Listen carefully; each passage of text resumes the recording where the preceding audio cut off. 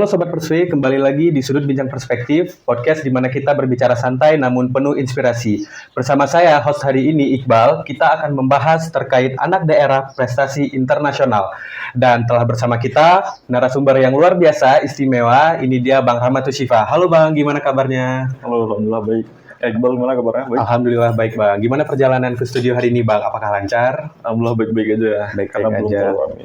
Oke Bang, sebelum kita mulai ngobrol nih Bang, untuk Sobat Persui yang belum kenal dengan Abang, boleh nih Bang, Abang kenalin diri dulu, dari mana, asalnya, semester berapa, jurusan, boleh Bang, silahkan. Oke, siap. Halo teman-teman Perspi dalam acara Sudut Bincang. Sekali lagi perkenalkan, tadi udah diperkenalkan sama Iqbal, nama aku Rahmat Syifa, boleh dipanggil Rahmat. Aku aslinya dari Aceh Tengah, Takengon, saat ini berstatus sebagai mahasiswa tahun terakhir di Fakultas Ekonomi dan Bisnis Universitas Syahkola Program Studi International Management Program. Oke, nah Bang, dari yang kami ketahui nih Bang, Abang kan udah pernah ikut program-program internasional yang cukup banyak Bang ya. Di antaranya ada YSELI Regional Workshop 2024, International Student Mobility Program 2023, hingga menjadi Fellow US Department of State di University of Nebraska Omaha tahun 2025. Nah, tentu sebelum Abang ikut banyak program ini Bang, ada titik balik atau trigger point yang membuat Abang bisa aktif dan ikut di program-program ini. Bisa diceritakan nggak Bang? Oke, boleh. Nah, jadi sebenarnya tadi yang disebutkan sama Iqbal, beberapa program ya teman-teman yang aku ikuti, dan dibalik cerita kesuksesan itu ada banyak kegagalan sebenarnya Iqbal. Jadi seperti yang tadi Iqbal tanyakan, sebenarnya aku itu udah mulai aktif untuk ikut kegiatan serupa itu mulai dari SMA. Jadi di SMA nih, to be honest ya teman-teman, aku orangnya dulu nggak terlalu terbuka kepada publik. Karena memang aku lebih suka observasi secara mandiri gitu, belajar segala sesuatu secara mandiri. Cuman ketika SMA aku menyadari bahwa sosialisasi itu atau keterlibatan sama masyarakat itu penting gitu. Dan apalagi untuk usia-usia kita, nanti di jenjang karir kita akan banyak ketemu dengan orang, berinteraksi dan bertukar pikiran. Jadi sejak SMA pun ketertarikan mulai ada di dalam diri aku untuk terlibat di dalam aktivitas masyarakat. Dan akhirnya mulai aktif di dalam kegiatan-kegiatan. Cuman nggak langsung berhasil, kayak tadi yang Iqbal katakan, gagal-gagal dulu. Kayak ibaratnya manusia itu ada banyak trialnya, kita banyak gagal dulu. Jadi setelah gagal-gagal yang aku hadapi, alhamdulillah salah satu rezekinya datang untuk terlibat di beberapa program, termasuk yang Iqbal sampaikan. Oke, berarti intinya jangan patah semangat Bang ya? Jangan patah semangat. Oke, nah Bang, dari banyak pengalaman Abang, apa nih Bang tantangan terbesar Abang ketika ikut kegiatan-kegiatan atau program internasional ini? Apakah itu dari segi bahasa, persaingan global, atau ada tantangan lain Bang yang menarik untuk kita bahas di sini? Oke, baik. Nah, kebetulan ya sekalian teman-teman, karena aku mahasiswa kelas internasional, jadi kebanyakan orientasi program kelas internasional itu di negara lain. Jadi kita banyak berkunjung ke negara lain dan tantangannya benar bahasa. Nah, kita native bahasa Indonesia, bukan bahasa Inggris. Walaupun udah kewajiban kita di masa sekarang ini untuk bisa berbicara bahasa Inggris. Cuman ya tetap menjadi tantangan gitu. Kita bicara biasanya kamu, saya, sekarang you and I gitu ya. Jadi memang bahasa tantangannya.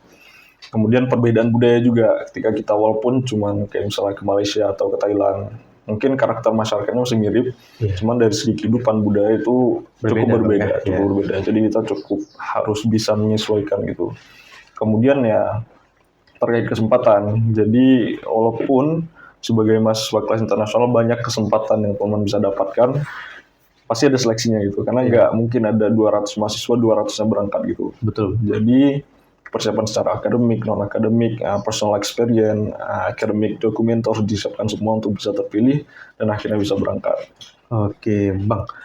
Kalau bicara tantangan nih Bang, banyak mahasiswa yang baru mau mulai ikut program internasional itu bingung harus mulai dari mana dan dapat informasinya dari mana Bang. Tentu ini menjadi tantangan bagi mereka, kebingungan mereka ini Bang. Nah, Abang sebagai orang yang udah berpengalaman, ada nggak nih Bang tips dan trik bagi mereka untuk mempersiapkan di awal nih Bang? Apakah itu CV dalam bahasa Inggris, esai motivasi, surat rekomendasi, paspor aktif, atau bahkan sertifikat pengalaman organisasi Bang? Oke, siap. Mungkin dari aku pribadi ya, aku sendiri dimulai dari persiapan diri dulu. Menurut aku ketika teman-teman ingin banyak bisa terlibat di dalam kegiatan skala internasional, skill pertama yang diperlukan adalah public speaking. Jadi public speaking untuk apa gitu? Karena kita bertanya-tanya kan, kalau kita pengen ikut, kalau sekedar ikut, ya udah ketika kita datang ke negeri orang, kita nggak akan jadi siapa-siapa dan belajar apa-apa gitu. Betul. Kita perlu yang namanya interaksi. Walaupun bahasa Inggris kita jelek banget, cuman ketika kita jago public speaking, bisa ngomong dengan masyarakat, itu artinya kita sudah berhasil belajar sesuatu dari mereka. Nah, kemudian dari segi dokumen, ya memang nilai-nilai akademik itu harus dipertahankan, dan kemudian profil diri termasuk mungkin contohnya seperti teman-teman terlibat di perspektif itu sudah menjadi salah satu poin yang bagus ya untuk peningkatan profil. Jadi ketika nanti ada sesi wawancara atau fokus group discussion untuk menyeleksi teman-teman berangkat, ya udah ada nilai plus yang teman-teman bisa dapatkan. Oke Bang, nah kita kan sempat bahas wawancara nih Bang. Nah, dari pengalaman Abang, ketika wawancara program internasional, itu pertanyaan apa Bang yang biasa umum ditanyakan, dan apa ada tips nggak bagi mahasiswa yang baru mau ikut untuk bisa pede nih Bang, percaya diri untuk jawab pertanyaan-pertanyaan itu? Baik-baik. Sebenarnya pertanyaan beragam ya teman-teman sekalian. Itu tergantung program apa dan apa tujuan mereka. Cuman secara umum pertanyaan yang udah pasti adalah siapa diri kamu gitu, dan apa yang kamu lakukan di masyarakat gitu. Karena kalau berbicara pengalaman aku, orientasi kegiatan yang aku ikuti adalah program-program yang memang menuntut kontribusi sosial. Oke. Ya misalnya mungkin aku lagi nunggu keberangkatan ke Amerika Serikat melalui program Wisely, dan itu orientasi mereka adalah keterlibatan kita di masyarakat. Oh, Nah, jadi selama ini memang aku 4 tahun kuliah aktif di organisasi segala macam, ya didukung itu dengan program-program demikian. oke Bang. Jadi memang itu semua harus dipersiapkan dengan baik supaya teman-teman ada kesempatan yang sama gitu untuk bisa pergi ke luar negeri. Berarti intinya dipersiapkan diri Bang ya, tentang apa yang udah kita lakukan ke masyarakat gitu Bang ya. Betul. Oke, nah Bang, dari banyak program yang udah pernah Abang jalani, ada nggak Bang program yang menurut Abang paling berkesan gitu Bang, dan mengubah cara pandang Abang tentang kehidupan Bang?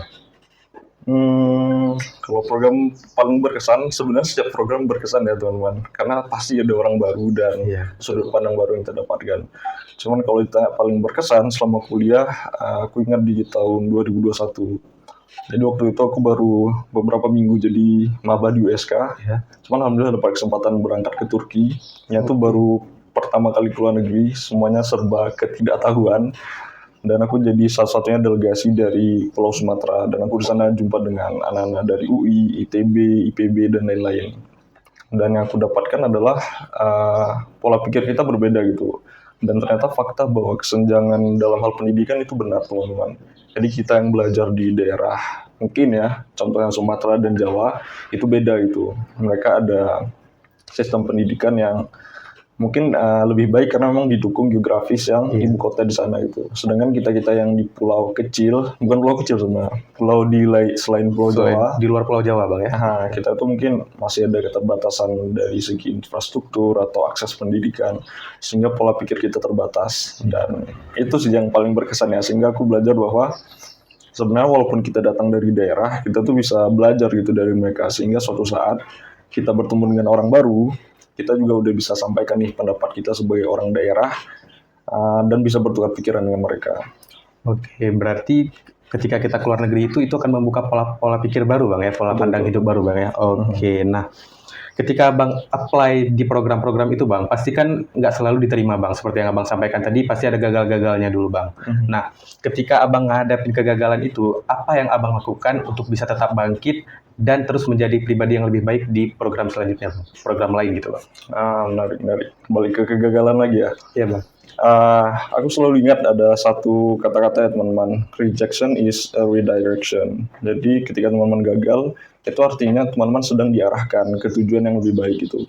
Jadi setiap teman-teman gagal, pasti ada satu hal yang mungkin ya dalam kasus beasiswa mungkin, misalnya pergi pertukaran ke luar negeri, ada satu hal yang panitia itu belum bisa lihat dari teman-teman.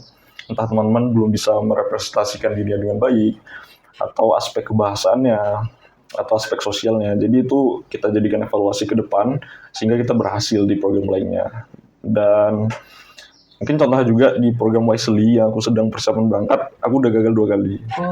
Jadi tahun lalu gagal, dan aku belajar gitu, kayaknya memang harus ada yang diperbaiki. Dan alhamdulillah belajar setahun, akhirnya dinyatakan lolos.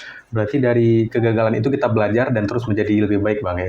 Intinya jangan patah semangat, betul Bang ya? Patah semangat. Oke, nah kalau Abang kan mahasiswa nih Bang. Nah, dari yang Abang lihat, mahasiswa ini ada nggak nilai lebih mereka sebagai muda-mudi untuk ikut program-program pengembangan diri internasional seperti ini Bang? Sangat ada sebenarnya. Jadi yang harus kita syukuri ya sebagai anak muda, kita itu diberikan kesehatan, itu yang utama. Jadi ketika teman-teman sehat, teman-teman diberikan cara berpikir yang baik oleh Tuhan dan lingkungan kita yang baik juga, Jadi kita tuh bisa belajar banyak hal gitu. Mungkin kita di mudanya sekarang lagi pengennya nih ngelakuin banyak hal. Ada pengen terlibat di organisasi, ada juga pengen mulai bisnis dan segala macam.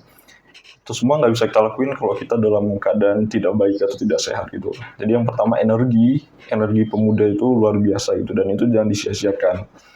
Dan kalau aku boleh bilang, kalau teman-teman sekarang lagi mahasiswa 4 tahun itu nggak terasa sama sekali. Jadi mungkin hari ini teman-teman maba, kedip mata udah tiba-tiba harus skripsian gitu. Jadi teman-teman jangan sia-siakan waktunya, karena peluang yang didapatkan selama jadi mahasiswa dan non-mahasiswa itu berbeda. Oke. Jadi benar-benar harus dimanfaatkan dengan baik. Oke, berarti kita jangan sia-siakan waktu dan terus gunakan energi muda itu, Bang ya. Betul. Oke, nah Bang, ini gak terasa nih Bang, kita udah di ujung podcast. Tapi sebelum kita tutup, kami mau minta Abang ngasih pesan atau semangat untuk anak-anak Indonesia yang mereka masih ngerasa insecure atau bahkan membatasi dirinya Bang untuk ikut program pengembangan diri. Gimana tuh Bang?